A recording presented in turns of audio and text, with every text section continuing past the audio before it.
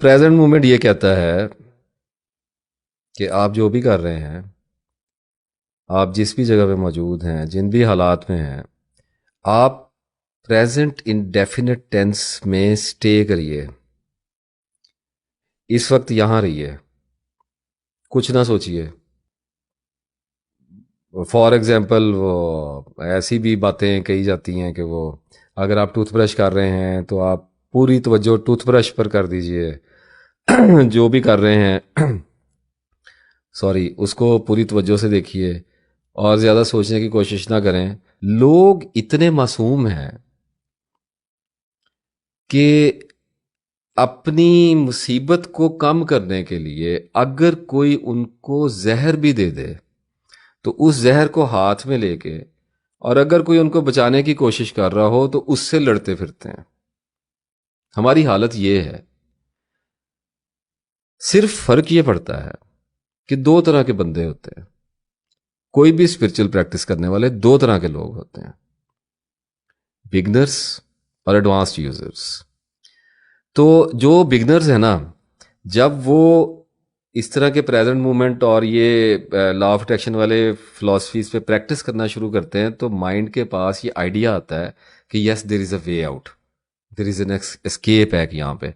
तो उस एस्केप में वो एक्साइटेड हो जाता है, क्यूरियस हो जाता है, और इस एक्साइटमेंट में उसको थोड़ी देर के लिए अपने डिप्रेशन के सिम्टम्स जो हैं, एंजाइटी के सिम्टम्स जो हैं, या अपने जो मसाइल हैं वो जिस्मानी हैं, फिनेंशियल हैं, इमोशनल हैं, कोई भी ट्रॉमा आया हुआ है किसी भी तरह का आ सकता है, वो उसे थोड़ी देर के लिए ऐसे लगता है जैसे कम होते हुए दिखाई दे रहे हैं। Please for God sake look into it.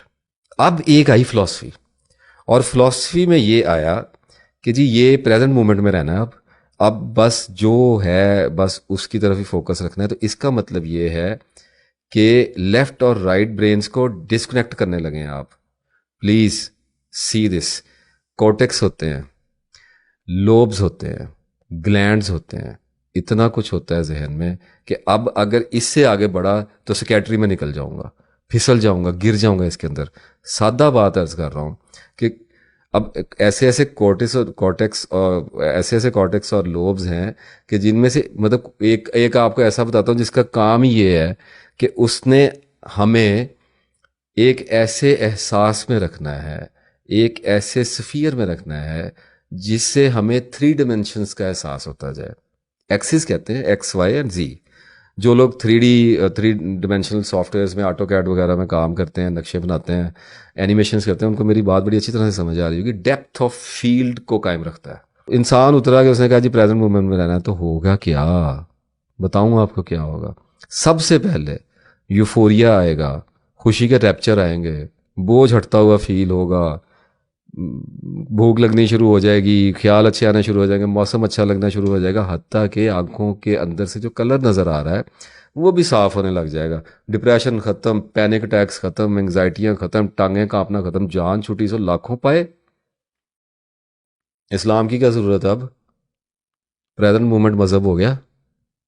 समझ रहे हैं मेरी बात को? अब क्या करना है? अब करना ये है कि आगे जाना है, ज़ोरों शोर से इसको जारी रखना है। तो रख लें। तो इनिशियल शॉक के बाद, इनर्शिया ब्रेक होने के बाद, जब माइंड उसको प्रैक्टिस करना शुरू करता है, कॉन्टिन्यूम में जाता है, तो उसके बाद ब्रेकडाउन आना शुरू होता है। देख लें, मैं आपको अर्ज कर देता हूं। हम अपने किसी भी जब सेंसर को छोड़ देते हैं, अपने किसी भी थिंकिंग पैटर्न को जब चेंज करने की कोशिश करते हैं, तो वो पैटर्न, वो सेंसर, वो न्यूरॉन, वो कुछ भी है, वो फ्यूज होने लगता है, यूजलेस हो जाता है। जब वो यूजलेस होता है तो हम उसको इस्तेमाल करने की अहलियत खो देते हैं। साइकोसिस आएगा। बताऊं सबसे पहले क्या आएगा? इससे आगे पीछे नहीं हो सकता बंदा, अल्लाह के फजल से बता रहा हूं। अल्हम्दुलिल्लाह, अल्हम्दुलिल्लाह, अल्लाह के फजल से बता रहा हूं। वो ये खबर दे रहा हूं कि कर लें प्रेजेंट मूवमेंट। एक ही गेट है, जाना पता कहां पे है? सबसे पहले मेमोरी लॉस के गेट पे पहुंचना है। शॉर्ट टर्म मेमोरी लॉस होनी शुरू हो जाएगी। लॉस इसलिए हो रही है कि सुबह जब आदमी उठता है तो सबसे पहले उसको पिछले दिन की डिटेल्स याद आती हैं। शाम को क्या किया था, रात को क्या किया था, दोपहर को क्या किया था। खाने शाने भूल जाते हैं, खाना क्या, ये चीज़ें नहीं याद, इंपॉर्टेंट नहीं होती, लेकिन अगर अच्छा खाना खाया वो याद, इंपॉर्टेंट पॉइंट सबसे पहले माइंड में स्टिक होते हैं आके। अब अच्छा, वो इंपॉर्टेंट पॉइंट को भी छोड़ें, जो बहुत ही अहम वाक़यात हैं जिनसे वो जज्बाती तौर पे जुड़ा हुआ है। फॉर एग्जांपल जॉब का इंटरव्यू दे के आया है, अपनी किसी महबूबा से मिल के आया है, किसी अजीज़ की डेथ हो गई है, कुछ ऐसे बड़े बड़े वाक़यात हैं, या किसी को चोट लग गई थी, या कोई काम करना था जिसे कल नहीं कर सका आज करने का इरादा किया, तो सबसे पहले उठते ही मैं हूँ कॉन्शियसनेस के एहसास के बाद सबसे पहले जो पेंडिंग टास्क हैं, जो नियरेस्ट पास्ट में पड़े हुए हैं, वो सबसे पहले आपके साथ आके जुड़ते हैं। वो इसलिए जुड़ते हैं ताकि आपके पास्ट की, आपके प्रेजेंट के साथ कंटिन्यूटी बना के आपका फ्यूचर जो है वो बिल्ड किया जा सके। यानी कि हमारे माइंड के दो हिस्से हैं।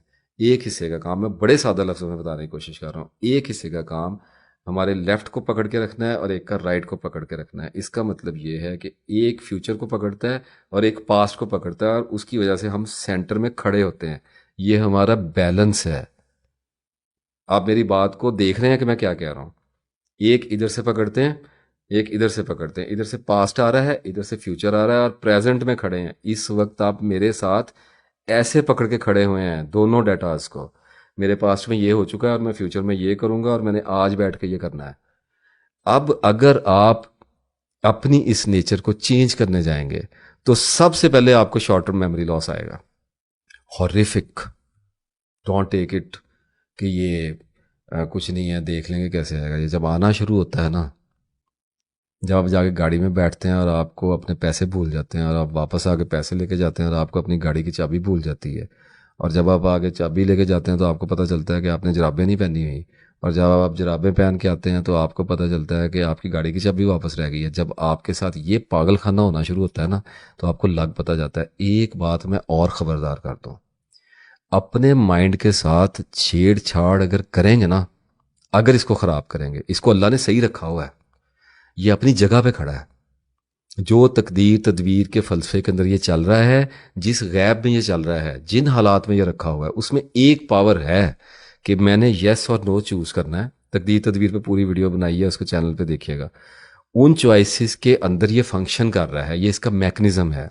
अगर आप इसको किसी और व्हील में डालने की कोशिश करेंगे तो ये टूट जाएगा, और जब ये टूटेगा तो इसके अंदर से वो कुछ निकलेगा जिसको मैं प्राइवेट में ही बता सकता हूँ, यहाँ पे तो मैं बता नहीं सकता।